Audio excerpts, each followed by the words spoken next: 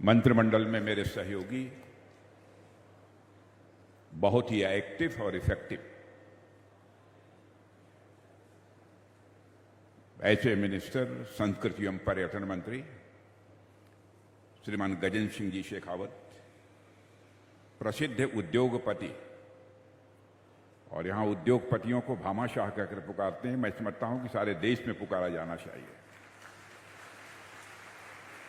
श्रीमती मधु चांडक, अपने पिताजी को भी मेरी तरफ से प्रणाम बोल देना, और उनके इस योगदान के लिए और भविष्य में भी आवश्यकता पड़ी तब भी उन्होंने आश्वस्त किया है कि वह योगदान करने में पीछे नहीं रहेंगे। इसके लिए मैं अपनी तरफ से उनका अभिनंदन करता हूं। श्री यतनजी शर्मा, विद्या भारती अखिल भारतीय सह संगठन मंत्री, त्रिंदारपा सिंह जी शेखावत, प्रांत अध्यक्ष विद्या भारती जोधपुर, डॉक्टर निर्मल गहलोत जी, अध्यक्ष प्रबंधन समिति आदर्श विद्या मंदिर, मेरे सामने बैठे क्षेत्र प्रचारक श्रीमान निम्बाराम जी, बहुत दिनों के बाद देख रहा हूं निम्बाराम जी, राजस्थान सरकार में मंत्री हमारे जोगाराम जी पटेल कहाँ हैं, जोगाराम जी, और हमारे सांसद पीपी चौधरी जी, सांसद राज्यसभा श्री राजेंद्र जी गहलोत। मैं जब युवा मोर्चे में काम करता था तो हमारे साथ राजेंद्र जी गहलोत काम करते थे। जीव जंतु कल्याण बोर्ड के अध्यक्ष श्री जसवंत सिंह जी कहाँ हैं? बड़े संवेदनशील होंगे, इसीलिए आपको जीव जंतु कल्याण बोर्ड का अध्यक्ष बनाया गया है। विद्या भारती के अन्य सभी सम्मानित कर्ता धर्ता शिक्षकगण, मेरे प्रिय छात्रों, देवियों व सज्जनों, कई महीनों के बाद राजस्थान की धरती पर मैं आ रहा हूं। मुझे लगता है कि 1 साल के बाद मैं आ रहा हूं। सबसे पहले तो मैं इस राजस्थान की वीर भूमि को मैं नमन करता हूं। साथियों, जहां तक राजस्थान की धरती का प्रश्न है, यह वह धरती है जिसने भारत को असंख्य शूरवीर, पराक्रमी और बलिदानी पुत्र दिए हैं। इस सच्चाई को केवल राजस्थान के लोग ही नहीं, पूरे भारत और जो भी भारत को सारी दुनिया में जानते हैं, वे सारे लोग यह मानते हैं कि यहां की मिट्टी में शौर्य भी है, पराक्रम भी है, और मान सम्मान स्वाभिमान के लिए अपना सर्वस्व न्यौछावर कर देने की हृदय में तड़पन भी है। यह देखने को नहीं मिलेगा तो केवल राजस्थान में देखने को मिला। हमने तो बचपन से ही राजस्थान के वीरों की अद्भुत कहानियां पढ़ी हैं। महाराणा प्रताप, वीर दुर्गादास राठौर, बप्पा रावल, पन्ना धाय जैसे अनगणित बलिदानी, मैं मानता हूं कि आज भी हमारे वह प्रेरणा के स्रोत हैं। और यह धरती रणबांकुरों की धरती है, जिन्होंने युद्ध भूमि में अपने प्राणों की आहुति देकर भारत माता का मान बढ़ाया है। वहीं दूसरी ओर मीराबाई, धन्ना भगत, पीपा भगत जैसे भक्त शिरोमणियों ने भी समाज की शक्ति और समरसता का पाठ पढ़ाकर उसे नई दिशा दी है। मैं तो कभी कभी राजस्थान का चित्रण करना होता है तो मैं करता हूं, मैं कहता हूं, राणा की शक्ति, मीरा की भक्ति, पन्ना धाय की युक्ति, युक्ति माने उपाय, तरीका, राणा की शक्ति, मीरा की भक्ति, पन्ना धाय की युक्ति और भामाशाह की संपत्ति से भी राजस्थान की पहचान बनती है। इन चारों ने करिश्मा किया है। कहने का अर्थ यह है, शक्ति और भक्ति का कोई संगम है तो वह राजस्थान है। साहस, शौर्य और समर्पण का कोई संगम है तो वह राजस्थान है। आस्था, आत्मगौरव और स्वाभिमान का कोई संगम है तो वह राजस्थान है। देवियों और सज्जनों, यह हम सब के लिए बहुत ही गौरव की बात है कि राजस्थान की वीर भूमि ने कभी पराधीनता स्वीकार नहीं की है। कभी राजस्थान की वीर भूमि ने पराधीनता नहीं स्वीकार की है। स्वतंत्रता को सर्वोच्च मूल मानने वाले इस देश के बेटे और बेटियों ने हमेशा देश के लिए अपना सर्वस्व न्यौछावर किया है, उसमें वह कभी पीछे नहीं रहे। आज भी यहां के बेटे सीमा पर खड़े होकर मैं देखता हूं, जब उनको हाथ में तिरंगे की आन बान और शान की वह सुरक्षा करते हैं। जिंदगी चली जाए उन्हें मंजूर है, लेकिन हमारा तिरंगा किसी भी सूरत में झुकना नहीं चाहिए। और मैं मानता हूं कि ऐसी भूमि पर जन्म लेना यह बड़े सौभाग्य की बात होती है। देवियों व सज्जनों, आज जब मैं इस खास आयोजन के अवसर पर आप सबके बीच उपस्थित हूं, तो इसके लिए सचमुच मैं आभार व्यक्त करना चाहता हूं। तो विद्या भारती संस्थान का आभार व्यक्त करना चाहता हूं। विद्या भारती से मेरा बहुत पुराना संबंध है, लेकिन केंद्र की राजनीति में उलझ जाने के कारण, समयाभाव के कारण पहले जितना जीवंत संबंध हमारा विद्या भारती के साथ था उतना नहीं रह पाया है। लेकिन अब भी कभी कभी किसी कार्यक्रम में जाना मेरा होता है। मैं मानता हूं कि विद्या भारती संस्थान भारत की स्वस्थ या मूल्य आधारित शैक्षणिक परंपरा का एक जीता जागता उदाहरण है। विद्या भारती ने हमेशा इस बात पर जोर दिया है कि बच्चों को एक अच्छा इंसान बनाया जाए, अच्छा नागरिक बनाया जाए। विद्या भारती के लिए शिक्षा का मतलब सिर्फ किताबों और परीक्षाओं तक ही सीमित नहीं है, बल्कि जीवन के हर पहलू, चाहे वह शरीर की मजबूती हो, मानसिक संतुलन हो, चाहे वह सोचने की शक्ति हो, चाहे भारत की संस्कृति का ज्ञान हो और आध्यात्मिक गहराई हो, इन सारी चीजों पर विद्या भारती की द्वारा संचालित शिक्षण संस्थाओं में ध्यान दिया जाता है।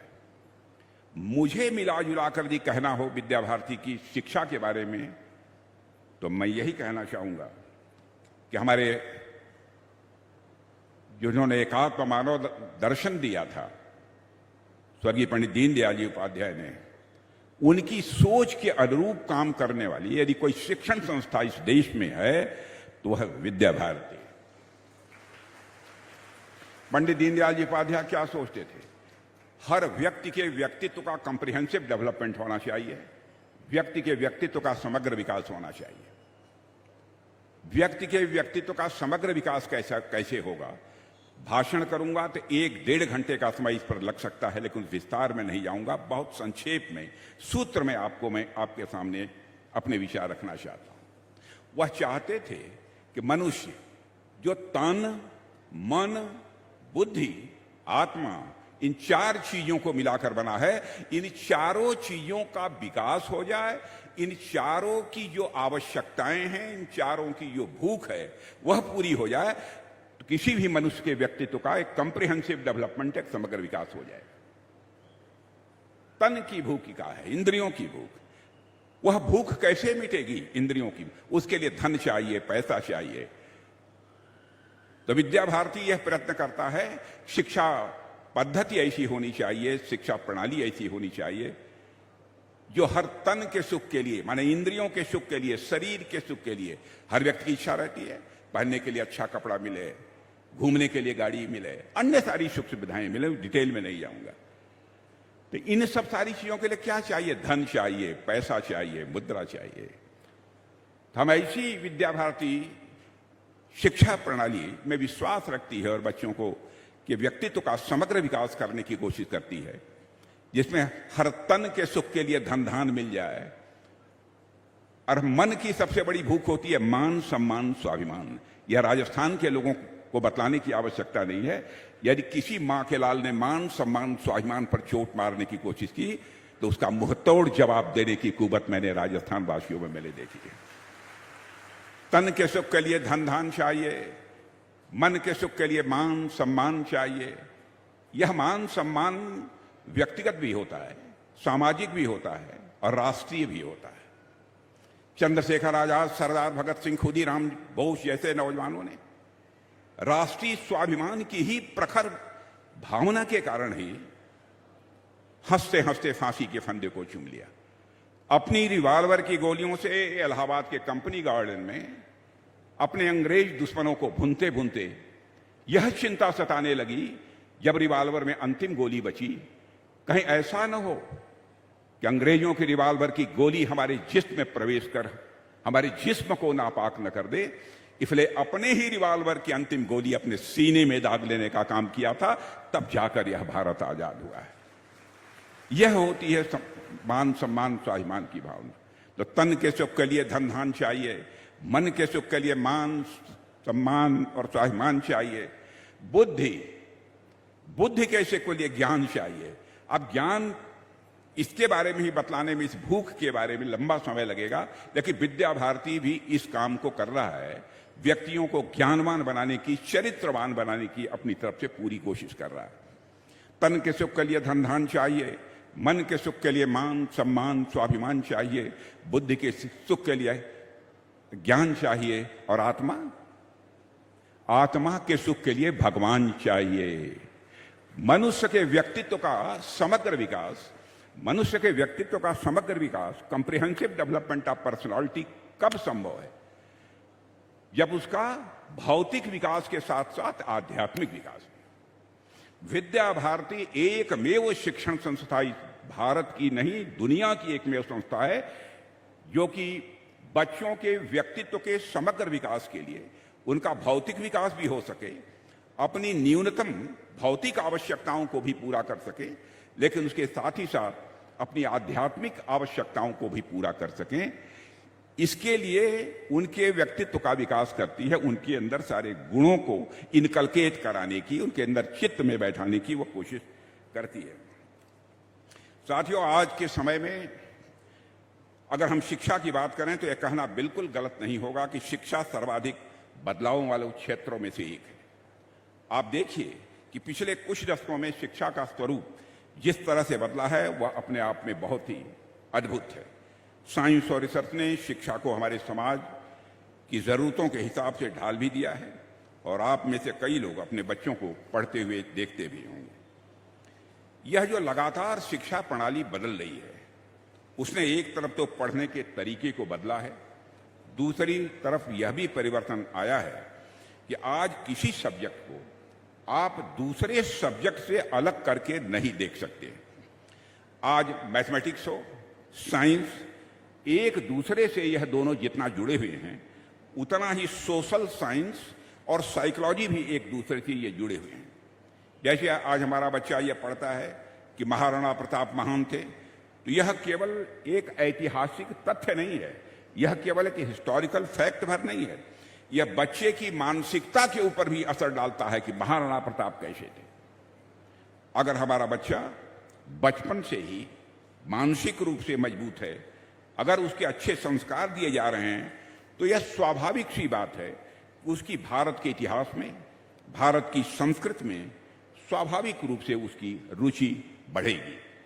मेरे कहने का मतलब है कि आज कोई भी सब्जेक्ट एक दूसरे से अलग नहीं है, हर सब्जेक्ट एक दूसरे से लिंक्ड है, जुड़ा है और एक दूसरे पर निर्भर है। साथियों, मैं कभी कभी यह सोचता हूं कि हमारे जमाने की पढ़ाई और आज की पढ़ाई में कितना अंतर आ गया है। पहले हम लोग स्कूल जाते थे, मैं भी गांव के प्राइमरी स्कूल में पढ़ा हूं, किसी पब्लिक स्कूल में नहीं पढ़ा हूं, तो उनकी उस समय जो किताबें होती थी उनकी प्रिंटिंग भी बहुत अच्छी नहीं हुआ करती थी, यह भी मैंने देखा था। पहले हम प्रिंसिपल साहब की या हेडमास्टर जो प्राइमरी स्कूल में रहा करते थे, उनकी मेज पर कोई ग्लोब देखते थे तो लगता था कि यह कोई जादुई गेंद है। ग्लोब देखते थे हम लोग बच्चे थे तो लगता था कोई जादुई गेंद है, जो बिरले लोगों के ही पास होती होगी, यह धारणा हम लोगों की थी। आज के बच्चों को देखता हूं तो हर कक्षा में ग्लोब घूमता हुआ नजर आता है। बच्चे उस पर हाथ फेर कर बतला सकते हैं कौन द्वीप, कौन महाद्वीप और कौन देश कहां पर स्थित है, इसकी जानकारी आज के बच्चों को स्वाभाविक रूप से हो जाती है। अब यह सब सारी बातें आम हो गई हैं। मुझे याद है कि हमारे समय में अगर कोई साइंस के लैब का नाम भी लेता था तो गांव-गांव में उसकी चर्चा होती थी, यह लैब में काम करता है, प्रयोगशाला में काम करता है, प्रयोग करता है। जैसे कोई अजायब घर हो, लैब हो चाहे अजायब घर हो, इसमें कितने इतने शीशे हैं, कितने शीशे की बॉटल्स हैं। केमिस्ट्री का जब एक्सपेरिमेंट होता है तो आप जानते हैं बॉटल में बहुत सारे केमिकल्स रखे रहते हैं, तो यह सब चीज ट्यूब्स रखी रहती हैं। इन सब सारी चीजों की चर्चा बच्चों में भी होती थी और बच्चे बड़े शान के साथ घर जाकर अपने माता पिता को बतलाते थे कि हमारी लैब में, हमारी प्रयोगशाला में इतनी बॉटल भरी हुई रखी हैं, इतनी ट्यूब रखी हैं और उन इक्विपमेंट से परीक्षण भी होता है। या तो हम लोग छोटे बच्चे थे तो कभी सोच भी नहीं सकते थे, लेकिन आज तो हर स्कूल में लैब है और आज बिना लैब के तो स्कूल की शिक्षा पूरी हो ही नहीं सकती है, जहां तक मैं समझता हूं। और यह जो बदलाव हम सब साथियों देख रहे हैं, इसके पीछे दशकों की मेहनत इसके लिए जिम्मेदार है। लेकिन बीते कुछ वर्षों में शिक्षा के क्षेत्र में हमें और भी परिवर्तन देखने को मिले हैं। हमारे जमाने में कोई एक किताब हमें ढूंढनी होती थी, हम अब पहले अपने आसपास के लोगों से मांगते थे। आपके पास भी नहीं मिली तो अपनी लाइब्रेरी में हम जाते थे। लेकिन आजकल हमारे बच्चे तो पूछना नहीं है, इंटरनेट पर जाए और अपनी उंगलियों को घुमाया, जो भी जानकारी हासिल करना चाहते हैं वह जानकारी वह हासिल कर लेते हैं। इतना बड़ा परिवर्तन पहले की अपेक्षा आया है। तो मैं इस मौके पर हम सबके लोकप्रिय प्रधानमंत्री मोदी जी का आभार व्यक्त करना चाहता हूं कि उन्होंने शिक्षा के क्षेत्र में सुधार के लिए एक मजबूत इरादे का परिचय दिया है, दृढ़ इच्छा शक्ति का परिचय दिया है। और मैं चूंकि शिक्षा जगत से जुड़ा हूं, देवियों और सज्जनों, मैं जानता हूं कि एजुकेशन में रिफॉर्म लाना, शिक्षा क्षेत्र में सुधार करना यह कोई आसान काम नहीं था। कई कमीशंस बने, कई कमीशंस की रिकमेंडेशंस आई हैं, लेकिन शिक्षा में जिस प्रकार का सुधार अपेक्षित था उस प्रकार का सुधार नहीं हो पाया। मुझे याद है कि जब मैं उत्तर प्रदेश का शिक्षा मंत्री था तो उस दौरान नकल पर नकेल कसने में कि मैंने एक व्यवस्था की थी। शायद जो पुराने लोग होंगे उन लोगों की इस बात की जानकारी होगी। पहले हालत यह थी हमारे उत्तर प्रदेश की शिक्षा व्यवस्था की, 75%, 80% हाई स्कूल इंटरमीडिएट का रिजल्ट आता था, 60% से कम तो आता ही नहीं था। मैंने पता लगाया शिक्षा मंत्री बनने के बाद कि मास कॉपिंग हो रही है। मैंने कानून लाया उस समय, और कानून लागू करने के बाद आपको जानकर आश्चर्य होगा, 14.2% जो है रिजल्ट उस समय आया था। लेकिन राजनीति तो राजनीति है। मैं उस समय चुनाव लड़ा विधानसभा का, तो लोगों ने मुझे हरा दिया कि हमारे बच्चों के पास नहीं होने दिया। लेकिन दूसरे पार्टी के एक नेता आए और उन्होंने कहा कि मैं आते ही, मुख्यमंत्री बनते ही इस कानून को समाप्त कर दूंगा। और आपको आश्चर्य होगा, बंपर वोटों से वह जीत गए। क्या आवश्यक नहीं है कि विद्या भारती जैसी शिक्षण संस्थाएं ऐसे व्यक्तियों का निर्माण करें जो समाज हित में सोचें, देश हित में सोचें। और मैं समझता हूं इस भूमिका को कोई निभा सकता है तो विद्या भारती ही निभा सकती है। और मुझे गर्व होता है जब मैं देखता हूं कि आज के बच्चे छोटी सी मशीन से मोबाइल तक एक ऐप से पूरी दुनिया की जानकारी पा लेते हैं। और हम लोगों के जमाने में तो विज्ञान का मतलब ब्लैक बोर्ड होता था। ब्लैक बोर्ड पर बने जो चित्र हम लोगों को दिखाए जाते थे साइंस में, यह ऑपरेटस ऐसा होता है, यह मालिक्यूल्स ऐसे होते हैं, यह चित्र बनाकर दिखाया जाता है। लेकिन आजकल के बच्चे तो ग्रह नक्षत्रों की चाल कैसी होती है, ग्रह नक्षत्र किस स्पीड से चारों तरफ घूम रहे हैं, इसकी भी जानकारी आज के बच्चों को हो जाती है। पहले की तुलना में यह जो फर्क आया है, मैं मानता हूं यही भारत की ताकत है और यही असली बदलाव है और यही भारत का भविष्य है। आज मैं पूरे विश्वास के साथ कह सकता हूं कि यह सब हमारे देश को और ऊंचाइयों तक ले जाएगा। मैं इस संबंध में पूरी तरह से आश्वस्त हूं। आप सोचिए, जब दुनिया के दूसरे हिस्सों में लोग गुफाओं में रहते थे तो हमारे भारत में भरत मुनि नाट्यशास्त्र लिख रहे थे। नाट्यशास्त्र भरत मुनि ने लिखा गुफाओं में बैठ के, जिसमें यह बताया जा रहा था कि मंच पर कैसे अभिनय करना है, मंच कैसा होना चाहिए, इसकी सजावट कैसी होनी चाहिए, इसकी भी शिक्षा हमारे यहां होती रही है। और जब दुनिया में लोग बीमारी का कारण नहीं समझ पाते थे, उस समय भारत में आचार्य चरक और आचार्य सुश्रुत जैसे चिकित्सक भी पैदा हुए जो कि रोगों की डायग्नोसिस करने में बेजोड़ थे। हमारे आयुर्वेद में हल्दी, नीम, तुलसी, अश्वगंधा जैसे औषधीय पौधों का ज्ञान था जिन्हें आज वैज्ञानिक भी फॉलो करते हैं। और हमारे आज आपने देखा होगा कि हमारे शुभांशु शुक्ला जो अंतरिक्ष में गए थे, जाकर वहां पर उन्होंने कुछ धनिया या कुछ किसी चीज को मूंग को लगाकर यह देखने की कोशिश की कि यहां पर मूंग पैदा हो सकता है कि नहीं। यह भी वहां पर उन्होंने कोशिश की। यह है हमारे कृषि प्रधान देश का करिश्मा, यह है हम लोगों की एक बेसिक सोच।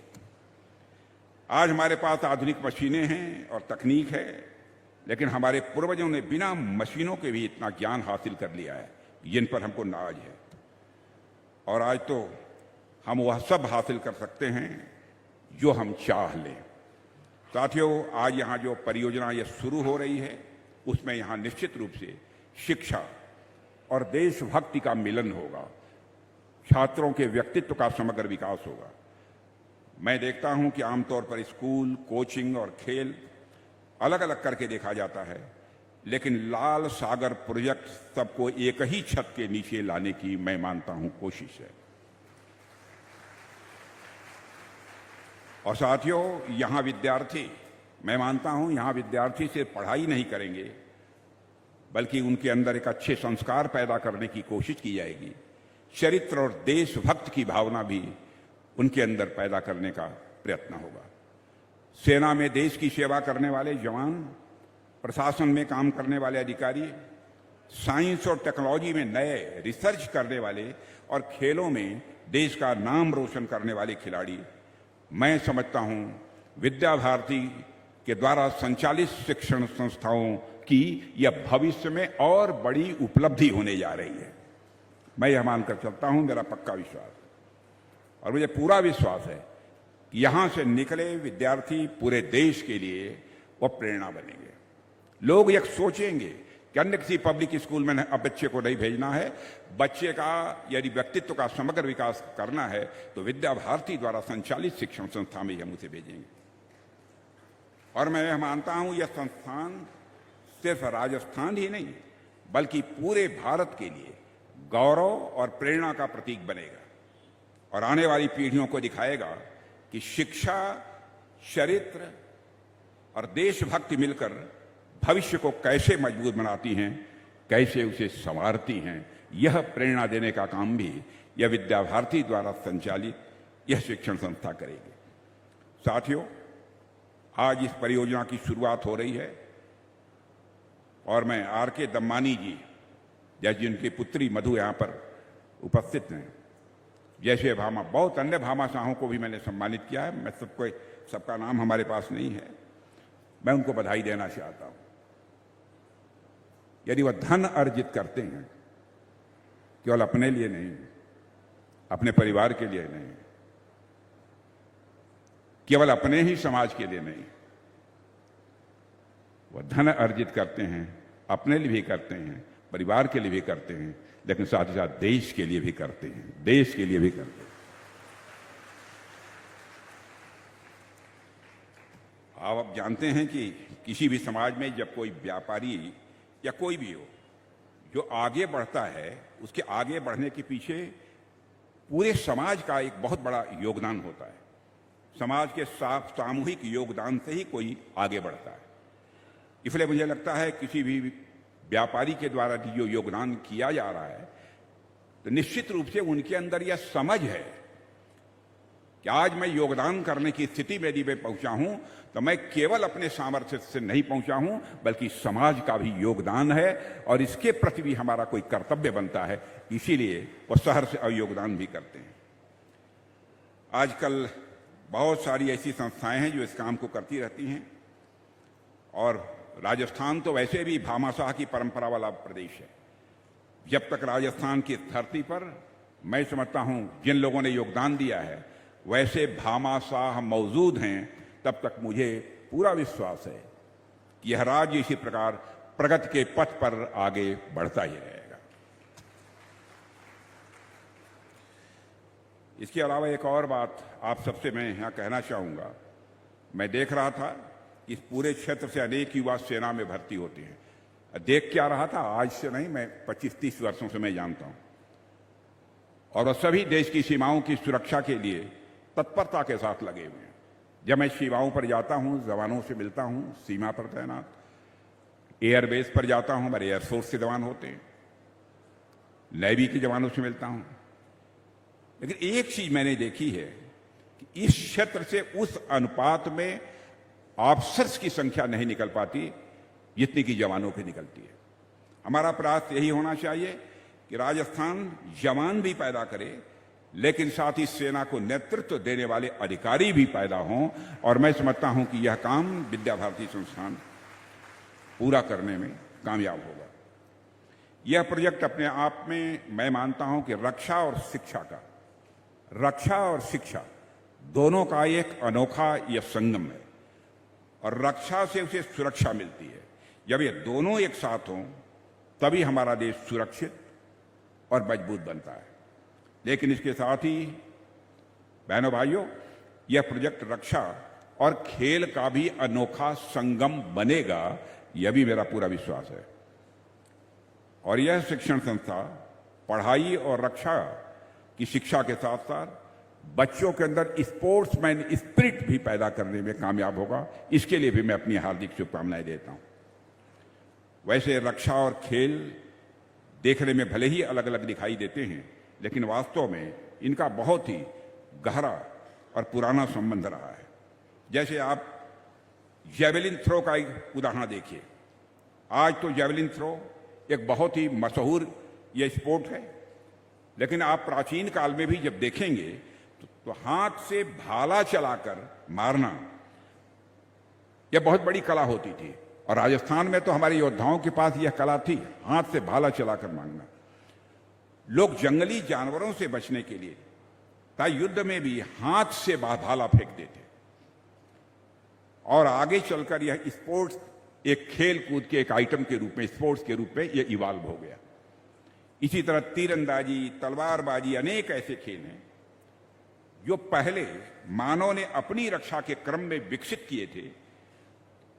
दृढ़ता, अनुशासन, धैर्य और संकल्प जैसे गुण जितना किसी सैनिक के लिए आवश्यक है, उतना ही मैं समझता हूं किसी खिलाड़ी के लिए भी आवश्यक है। इसलिए मेरा मानना है कि एक खिलाड़ी के भीतर एक सैनिक, और एक सैनिक के भीतर एक खिलाड़ी, ये जरूर विद्यमान होता है। और मैं मानता हूं कि इस कैंपस में अगर एजुकेशन, स्पोर्ट्स और डिफेंस का संगम है, तो मुझे पूरा विश्वास है कि यहां से निकलने वाला विद्यार्थी न केवल देश में बल्कि अंतर्राष्ट्रीय स्तरों पर भी राजस्थान का ही नहीं बल्कि भारत का नाम रोशन करेगा, यह मेरा विश्वास है। जब मैं नौजवानों से, तो आजकल के जो किशोर आयु के लोग उनसे मिलता हूं, और बहनों भाइयों, जब उनके अंदर मैं उनकी आंखों में चमक देखता हूं, संकल्प देता हूं, तो हम जैसे लोग जिनकी आयु अधिक हो चुकी है, उनको भी ऊर्जा प्राप्त होती है। और मैं मानता हूं यही ऊर्जा जो बच्चों के अंदर, आंखों के अंदर जो चमक जो दिखाई देती है, भविष्य में चलकर यह भारत की पहचान बनेगी, मेरा पक्का विश्वास है। हमारे युवाओं की ऊर्जा और उनका संकल्प हमारे ऑपरेशन सिंदूर के दौरान भी बहनों भाइयों हमने देखा है, करिश्मा किया। और हमारी सेनाओं ने पाकिस्तान के कायराना हमलों का मुंहतोड़ जवाब दिया है। कैसे दिया है मैं समझता हूं आपको बतलाने की कोई जरूरत नहीं है। एक ही बात मैं बतलाना चाहता हूं अपनी सेना के बारे में। 22 तारीख को घटना हुई थी, 23 तारीख को मैंने सारे चीफ्स को बुलाया, एनएसए भी मौजूद थे, डिफेंस सेक्रेटरी भी मौजूद थे। एक ही सवाल मैंने किया था बैठते ही, क्योंकि आक्रोश था, 22 को पहलगाम की घटना हुई थी। एक ही सवाल मैंने पूछा, क्या आप लोग ऑपरेशन के लिए तैयार हैं?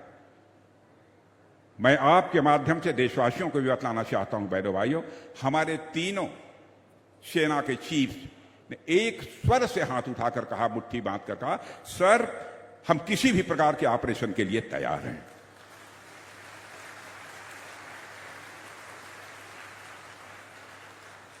यह है भारत का डिफेंस।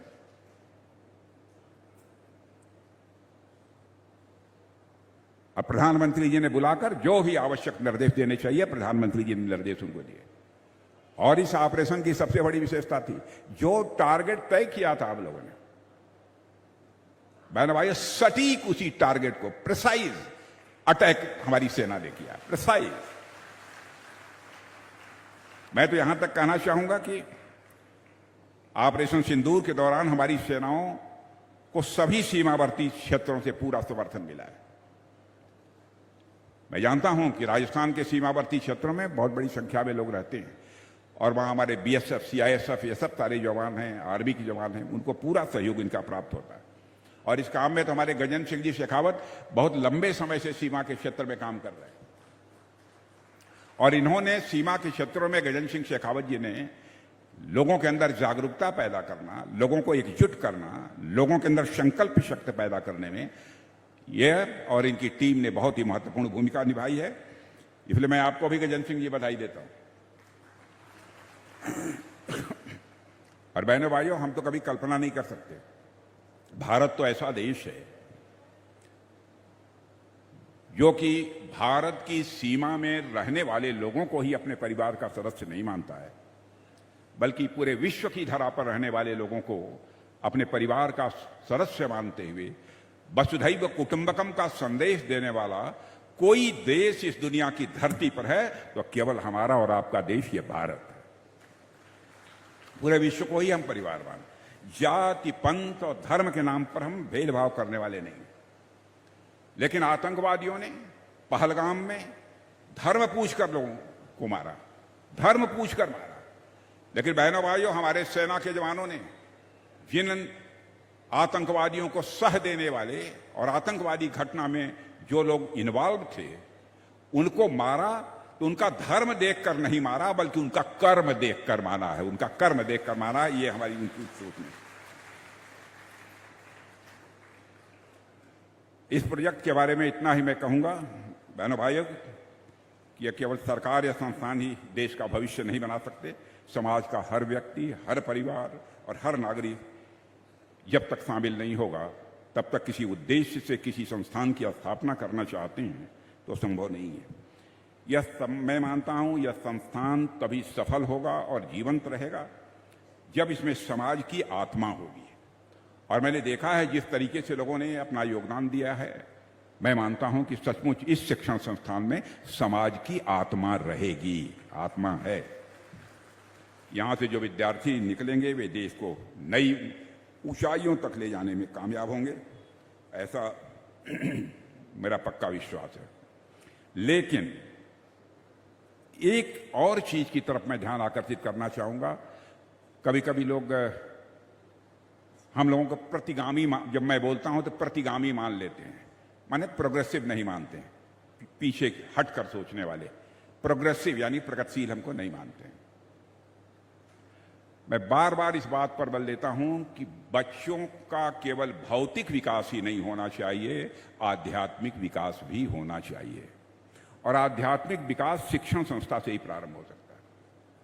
अब आप कहेंगे क्या शिक्षण संस्था में मंदिर बनवाए जाने चाहिए, मस्जिद बनवाए जाने चाहिए, गिरजाघर बनवाए जाने चाहिए? आध्यात्मिक विकास करने के लिए हमको क्या करना चाहिए? कुछ मत करिए, बच्चों को ऐसी शिक्षा दीजिए ताकि उनका मन बड़ा हो जाए। और आप जानते हैं हमारे अटल बिहारी वाजपेयी जी कहा करते थे, छोटे मन से कोई बड़ा नहीं होता, टूटे मन से कोई खड़ा नहीं होता। मन बड़ा व्यक्ति का होना चाहिए, मन बड़ा होना चाहिए। हमारे देश के ऋषियों और मनीषियों का मन कितना बड़ा था कि उन्होंने अपने परिवार को ही अपना परिवार नहीं माना, पूरे देश को ही अपना परिवार नहीं माना, पूरे विश्व की धरा पर रहने वाले लोगों को अपने परिवार का सदस्य मानते हुए यह कहा, वसुधैव कुटुंबकम, the whole world is a family. इतना बड़ा मन होना चाहिए, एलिवेशन ऑफ मन, मन बड़ा होना चाहिए। और मैं दावे के साथ कह सकता हूं, जो कुछ भी थोड़ा बहुत अनुभव मेरा है उस आधार पर, जितना ही आपका मन बड़ा होगा उसी अनुपात में आपको सुख आनंद की अनुभूति होती चली जाएगी और मन और अधिक बड़ा होता चला जाएगा तो जीवन में आपको परमानंद की भी प्राप्ति होगी, ईश्वर की भी प्राप्ति होगी। मैं मैथमेटिक्स का छात्र रहा हूं, यहां पर मैथमेटिक्स पढ़े हुए मैं देख रहा हूं बड़े दिग्गज पढ़े लिखे लोग बैठे हैं। तो कभी कभी उसको मैं एक मैथमेटिकल इक्वेशन में इस बात को रखता हूं। मैं कहता हूं, मान लो थोड़े देर के लिए कि तुम्हारा मन सर्किल है। सर्किल होता नहीं है, लेकिन मान लीजिए सर्किल है। तो इस सर्किल की जो परिधि है, सर्कमफरेंस, जितना ही बढ़ाते चले जाओगे उसी रेशियो में सुख की मात्रा बढ़ती चली जाएगी, आनंद की मात्रा बढ़ती चली जाएगी, और अंत में तुमको परमानंद की प्राप्ति होगी। समीकरण में यदि कहना हो तो कह सकते हैं, सर्कमफरेंस ऑफ मन is directly proportional to the magnitude of सुख। सर्कमफरेंस ऑफ मन is directly proportional to the magnitude of आनंद। सर्कमफरेंस ऑफ मन is directly proportional to magnitude of परमानंद। वैसे परमानंद का कोई मैग्नीट्यूड नहीं होता, उसकी कोई सीमा नहीं होती, उसका कोई परिणाम नहीं होता, परिमाण नहीं होता। मन बड़ा होना चाहिए, बराबर मेरा यही आग्रह रहा है। और